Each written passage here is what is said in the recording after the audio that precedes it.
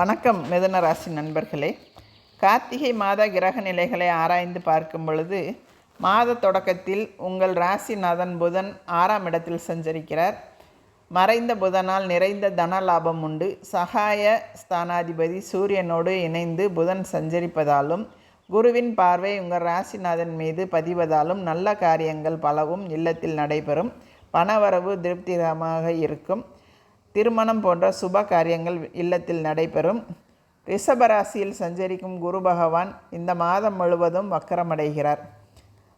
உங்கள் ராசிக்கு 7, 10 ஆகிய இடங்களுக்கு அதிபதியானவர் குரு பகவான். அவர் வக்கரம் பெறுவது நல்லதுதான். சுப செய்திகள் வந்த வண்ணம் இருக்கும்.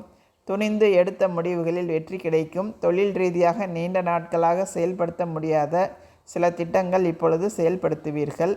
வாடகை கட்டடத்தில் நடைபெற்ற தொழிலை சொந்த கட்டடத்திற்கு மாற்றும் முயற்சி கைகூடும்.